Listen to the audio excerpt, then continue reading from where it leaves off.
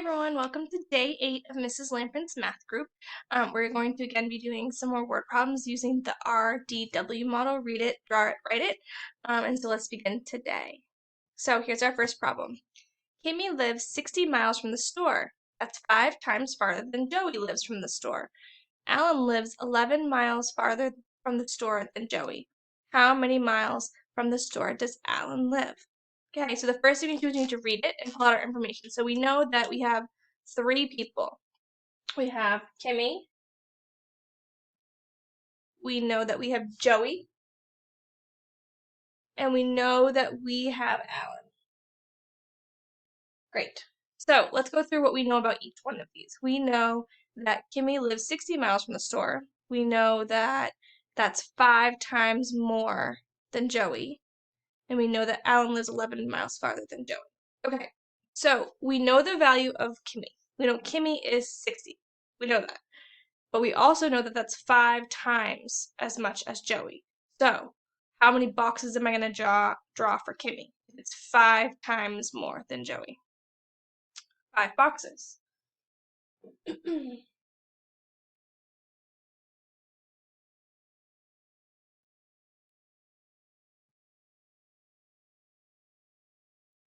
And all together, it's worth 60, right? 60 miles.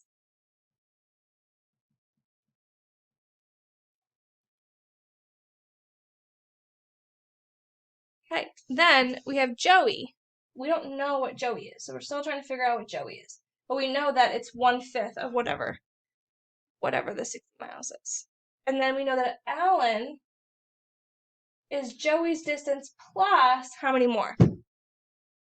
How many more miles? 11 miles. Very good. And our answer wants to know how many miles does Alan live, so we need to figure out all of them in order to figure out Alan. Okay, so here we go.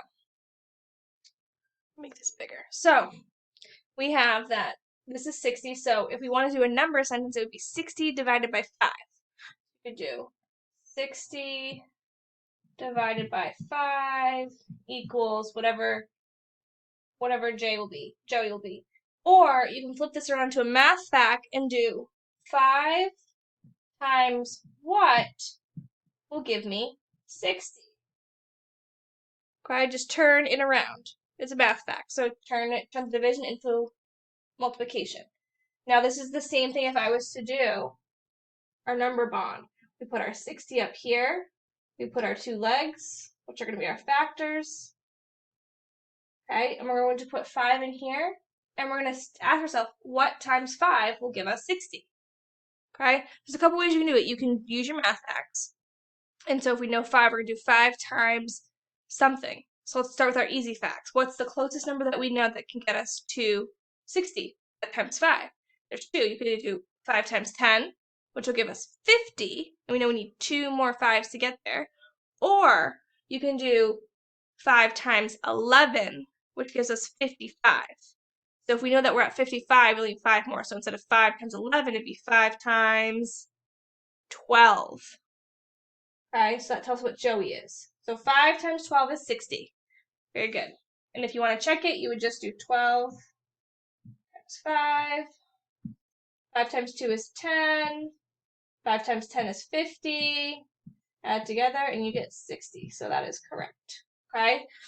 So we're going to put 12 in here. Oh, so now we know Joey's 12 miles. Now we know that Alan is 12 miles plus 11. So let's go ahead and set that up. So,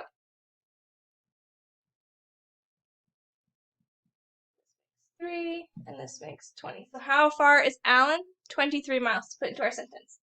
Alan lives 23 miles from the store. That's terrible. Did we read it? Yep. Did we write it? Yep. And did we read it? Did we draw it? And did we write it? Yes, we did. Okay, let's look at question number 2. It says Matthew ate 9 M&Ms at lunch. That is 3 times as many as I had. Lacey ate 19 more than me. how many M&Ms did we eat altogether? So this is multiple parts. This is a 3-step problem. So we need to figure out how many I ate, how many Lacey ate, and then how many we ate altogether, because we already know one person. Okay. So we read it. Let's pull out the important information. Who are we talking about? We're talking about Matthew. We're talking about myself. And we're talking about Lacey. Very good. Okay, so we know how much Matthew ate. Okay, Matthew ate 9. That's 3 times as many as me. So I know that I'm going to be the 1 unit. And I know that Matthew is going to be 3 times, because it tells me that. 3 times as many as myself. Are there 3 times as many boxes as myself? Yes. And this is worth 9. Okay? Lacey is going to have my value, which is 1 unit, plus how many? Plus how many? 19. Okay, so let's go ahead and solve this. And then we're going to find all together. Where's my mouse? There it is. Okay. So we have 9. Okay? 3 times what will give me 9? So it could be 9 divided by 3 equals some number. Or we can turn around and do 3 times what will give me 9. If I do it this way, most of you know your math facts. 3 times 3 will give me 9. Okay, so we know that Lacey is 3. I'm sorry, myself is 3. Say if I was doing my number bond, it would be 9. My 2 factors would be, one would be 3, and one would be the unknown, which we ended up saying was 3. So, on the 3. Great. So now if I know that I had 3 M&Ms, we can figure out Lacey. Lacey had 3 plus 19. Right? She had my amount plus her 19. So let's do 19 plus 3. 3 and 9 is 12. This and this is 2. So how many M&Ms did we eat altogether? Oh, that's, sorry, not altogether. That's what Lacey ate. Lacey ate 22. So now they want to know all together how many all 3 of us ate. So let's take we have 22 from Lacey, we have 3 from me, and we have 9 from Matthew. Okay, here we go. Let's add this up. First thing we do is to look for tens facts. There are no 10 facts.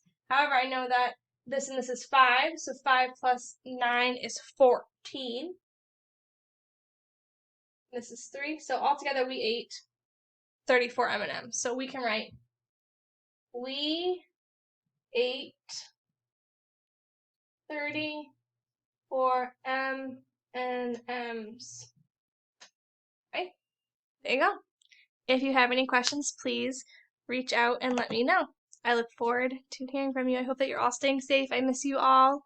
And hopefully we'll talk to each other soon. All right, bye.